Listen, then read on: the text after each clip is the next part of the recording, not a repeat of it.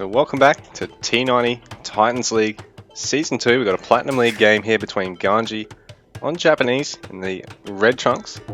Nice fishing ships, infantry civ. It's up against JorDan, whose name isn't Jordan, on the Mongols in the blue trunks. Nice cav archer civ. Bit of a bonus to his farming speed as well. I mean his hunting speed as well. He's going to have better siege workshop units, which might end up useful on a map like this. So we're here today on Shoals Tournament Edition, which has actually got this water pass connecting our players, and they've got these little sea towers to try and defend them on the water. I think originally these sea towers were here back on the base to defend the water, but they've actually been shifted here into the center, or vice versa, I think. No, Platinum League's later. So yeah, I think this has actually been shifted here, and they were originally on the shore in the Gold League and the Silver League. I could be wrong about that, or I could be thinking of another map. I just know there's a map with sea towers right next to where you would dock. I believe it was this map. They were like here, and you dock here, but they're not left the middle exposed, because you can actually ferry units across here on this shallows. Not a lot of room, so they've sort of got to go single file, but it means that light cavalry or knights can actually work wonders on this map, even though I think the players are probably just going to beeline for the water and then play around a nice, safe, mid to late game push of some sort.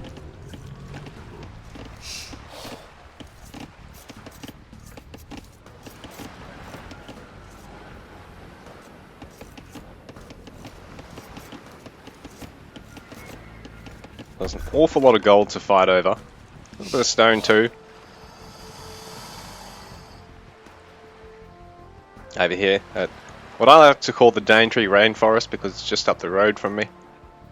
You got crocodiles, you got gold, you got mangrove trees, all in this nice little tight space. Be a nice little place for a nature trek, but I don't think that's what the units of our players will be doing today. This is nice, putting your dock up in the midst of the sea tower. I suppose the problem with the sea tower being right on top of the dock is it made it really hard to push people off the water completely as well. But it also meant that once they'd sort of fished out around the initial water, they didn't really have a lot of control over much other water from there. Whereas this, early on, I think it means you can get harassed on your starting water a little bit easier, but once you get to the stage where you've got, you know, a dozen fishing ships almost aside, it'll be actually a little bit easier to defend with the sea tower out here. And on top of that, I think it might actually block units from making it up and down this path, just given where it's placed. I don't know if you'd be able to sneak a unit past there now. So all in all, I think this map has changed slightly between Gold League and Platinum League games. Feudal Age on the way for our players. So we're going to start seeing aggression soon. Whether or not it'll be ships or on the land, I'm not too sure. I haven't started gathering any extra gold yet, so possibly just be from the land. So Ganji's actually not taken feudal just yet. He's getting loom first. He's got 400 food in the bank. A lot. He's probably planning on getting feudal now.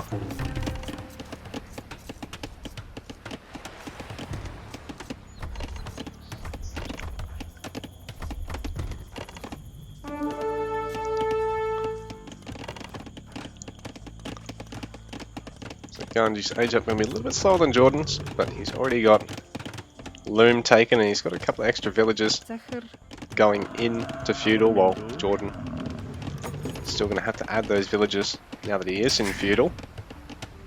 He's going to add loom as well.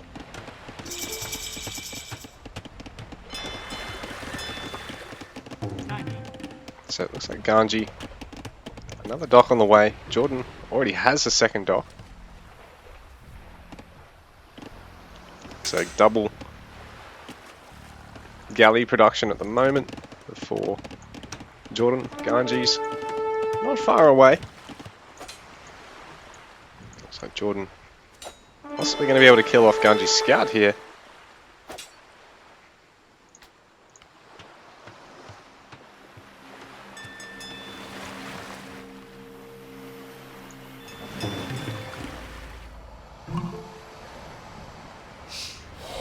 Does have a tankier scout, so Ganji wouldn't have wanted to take the fight, but once the scout was already low, you know, he can only get away so far before he gets killed. It's too far away to try and garrison in the town centre or the tower to get some healing. So for now, JorDan's got the map control, but Ganji adding his galleys, getting his double bit axe.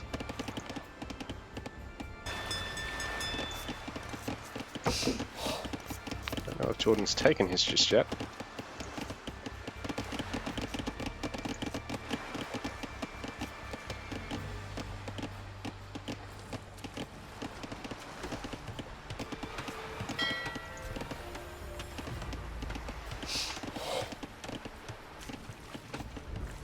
So JorDan's only on the 2 fishing ships. Ganji's actually up by 1, but he's having to be very careful. JorDan patrolling around the sea tower. It's not going to let Ganji get too many more fishing ships out for free. He's having to train up some war galleys, try and push JorDan off the water, who's cut war galleys for the moment at 6, sorry. And he might actually be able to go for the dive here. So one of the fishing ships gets sniped. It's 4 versus 6, but under the tower, JorDan's not going to fight that. He'll back off for the time being. Ganji going to have 6 war galleys, so he'll be able to fight now.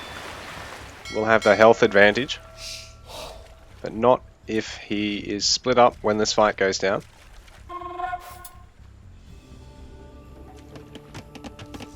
We did train a spearman there. At the moment, JorDan is going to add a pair of war galleys. Ganji has another pair on the way as well, and is starting to train archers while on the land. JorDan walling himself in, but hasn't really added any land military at all just yet. Ganji really only has 2 units worth for the time being. So JorDan managing to push Ganji off the water momentarily there. Just got to reroute to the other side of the sea tower. Fighting underneath that, it's going to mean that JorDan's got a bob and weave. He does snipe one of the galleys, but I believe Ganji's done the same over here. It's 7v8 in favour of JorDan at the moment.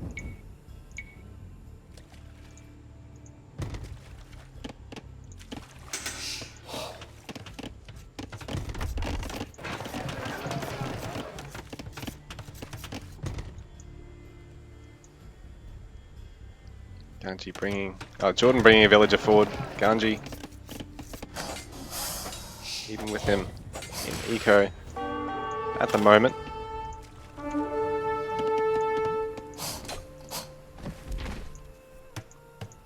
So JorDan going for a cheeky side base here, but this is going to mean that he can hold this as a staging ground later. He's got to have plenty of gold available to him. 7v7, but JorDan I think has the health advantage in that fight, so if he can snag one of these low galleys, he can definitely win that off Ganji. Keep everything bunched up, so it's really hard to focus down the low ones.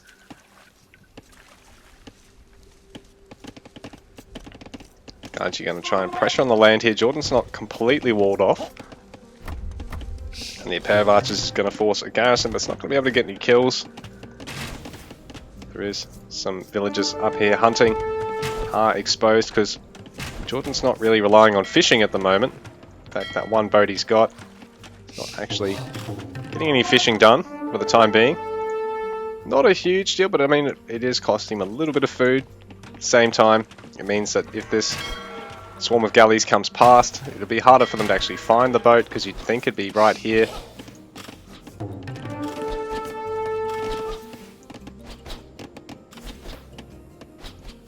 So JorDan's hunters gonna go hide over at Ganji's hunt. If he could clear that out now, actually, to steal a bit of food off his opponent. And the Mongol player in particular is going to be really quick on that, but it looks like Ganji's force on the water here has largely been scattered. I think a couple of ships have gone down to JorDan. Ganji, Castle Age on the way. Imagine JorDan's will not be far off either. He's taking his market as we speak. Oh, and JorDan's had to quick wall the villager in so that the croc doesn't kill it. But this way he's got really good vision of this gold mine. He's nice and safe over here. Ganji doesn't really know about this hunt being stolen at the moment, so he will have pushed JorDan off his own hunt. Bleed a little food out of that deer, but JorDan is already pinching Ganji's hunt over here. Things couldn't be better for the Mongol player at the moment.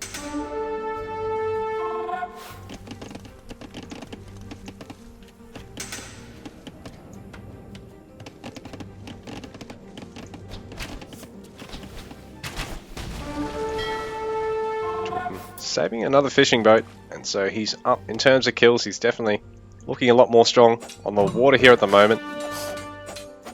Ganji's attempt to go for some forward building might I was going to say get intercepted by forward builders from JorDan here. JorDan, aggressive stables placement, but I like it because he might be able to control this hunt. Gives him even more info on the gold mine, more control of it. He's going to go for this town center as well. Ganji potentially steal stone. Probably would have liked to get on top of that gold mine, thinking that JorDan will be over on this gold mine, but it's pretty 50-50. He's got no intel to let him know. No scouting infos. All the step lancer going to be able to pick off the villagers now because the spearmen all split up and able to focus them down.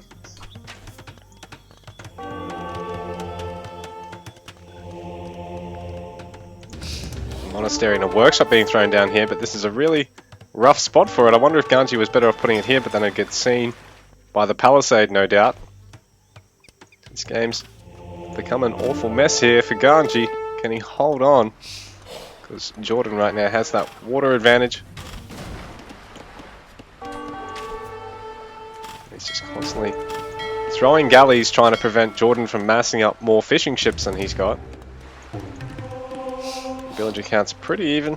JorDan establishing that second town center. Ganji's only on the one for the moment, so eventually that'll snowball in JorDan's favor if he can hold on here. Palisade being cut down.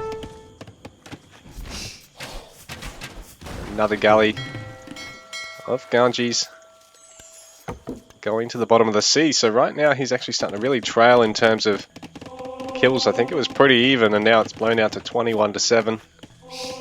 Of the kills. JorDan going to prevent a bit of hunting there and get 3 villagers. Ganji going to prevent hunting, get 3 villagers of JorDan's. Quite a cheeky little base here, but this might pay off for him. Step lancers are into Ganji's base at the moment though, so JorDan denying a quick wall opportunity there, so Ganji going to drop a couple of villagers now. I believe he's got a second town center just yet, so this is rough. He's going to fall behind in terms of villager count unless he can take out this peripheral town center here of JorDan's, and JorDan's added a 3rd TC back at home. More villagers being sniped there by JorDan, and Ganji walling himself in, but he's walled himself off from his I know he's built another lumber camp there. I was going to say if that was a house, he'd have bought himself off from his own lumber camp. So we're going to have workshop be workshop in a moment, which I think might actually favour the Mongol player. I'm pretty sure their workshop units attack faster, move faster. So even still, it's going to mean that they have the upper hand with being able to kite shots from one another a little bit more easily. Ganji now going for that second town center. It is a bit delayed now, and he is taking out JorDan's, but JorDan already up to 3 at the moment. Fishing pretty even. I think Ganji stopped worrying about adding more war galleys. At this stage, I think the water's really started to cost him. But on the land, this little weird push here really started to pay off. But now JorDan, the Mongol player now has his mangonel out. Ooh, but a nice shot there from Ganji. He's going to repair his mangonel through it. Now with both our players on, peripheral gold sources is good for both of them, but JorDan's going to have to try and hold on to this one. He's going to start running out of gold back at home.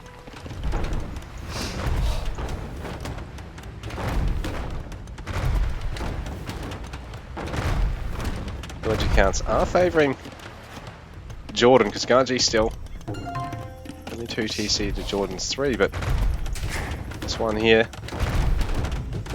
is now being harassed by cavalry as well.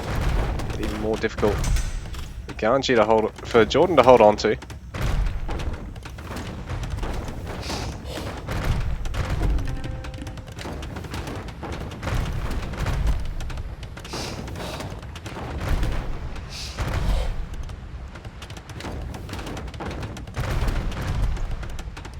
JorDan trying to find a way to hit either the group of monks or the mangonel.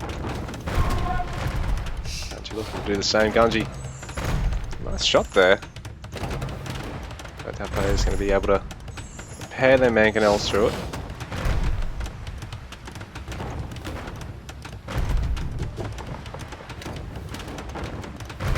He's just doing the dance with these little siege engines. And what Ganji's doing there, he's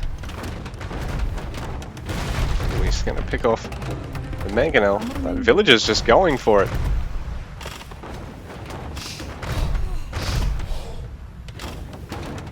Over at the top side, there's a little raid by JorDan to try and deny Ganji's gold gathering. Going to get a villager, but have to back off because it's enough there. Some nice defensive fire out of that town center. Ganji now up to 4 mangonels. Plenty of spearmen here to prevent step lancers from intercepting this as well. JorDan lose the town center.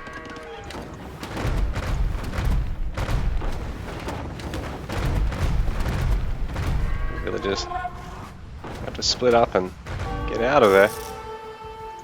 There's a converted step lancer. Ganji's it's going to be able to chase this down though. JorDan camping at the top. Ganji going up to a 3rd town center over at that top side. So double the number of villages he can garrison, double the number of shots he can have streaming out those town centers to defend them. Well, he's cleared out JorDan over on this side, who's going to be looking to try and get gold from somewhere. He's going to castle up at this top side. He desperately needs to get one side of the map here. Now that Ganji's secured this side, it's going to be hard for him to, for JorDan to come back over here. So he can establish this castle. He can throw down another town center over here, and he's pretty safe. He starts to really push Ganji back off this side. These villagers. I don't know if JorDan's going to be able to get them out here, or he just decides to delete the whole pack of them. It's very expensive, but it's better than having them convert, because if Ganji converts those, it could really swing the Vil gap back towards Ganji's favour now. So JorDan's now down on 2 town centres, Ganji's up to 3, only trailing by about 4 villages at the moment. So I was thinking maybe he could try and surround a mangonel and melee it down, but not with that many monks there. It's going to be too difficult to try and micro delete, you know, the villages perfectly and not throw them to your opponent, basically. So ultimately, the deletion worth it, I think. Step Lancers trying to beeline the Mangonels and Monks, but there's too many spears there, although the splash from the Mangonel is going to be invaluable. A friendly fire, but a danger close. This first town center of Ganji's under a bit of pressure. Ganji's probably going to want to put a castle up here so he can block the stone and the gold. And ultimately, when they go to Imperial, he might be able to have the upper hand here, but JorDan will be looking to push him off this TC and then try and get a hold of this gold mine. Mangodai are going to be able to catch the villagers going for the castle, and he also has some Step Lancers coming in too, so he might be able to get enough kills, but some quick walling here going to deny Mealy from stopping the castle. Has he found a hole there? I think he has. Yeah, he has. He's going to be able to get through. Ooh, but some more quick walling here from Ganji. Very smart quick walling from Ganji. So has JorDan got enough to break through the gap here? Oh, he does. He's managed to get through. Clean up all the villagers. So Ganji is going to drop down to 63 villagers. He was just up. Well, I mean, only just trailing on that stat earlier. Now he's back down almost 25 villagers to his opponent. JorDan getting another castle, which will be able to pressure the other town center over here. Bearing in mind, Ganji only has another 2. One back at home, and he's established a foothold down here, which JorDan's going to know about because of the palisade placement. Really unfortunate for Ganji there. But a great job of cleaning that up there by JorDan. Finding a way through there. Ganji attempting to convert some buildings here of JorDan, who's forced to delete them so he doesn't lose them. Well, I mean, so his opponent doesn't get them. Again, another deleted structure there by JorDan. Not wanting Ganji to convert anymore. And there's plenty of Mangodai to take the fight now. They are going to be able to pick off. GG, well played, Ganji. Tapping out there, JorDan. Some wonderful stuff. Very entertaining game to cast that one.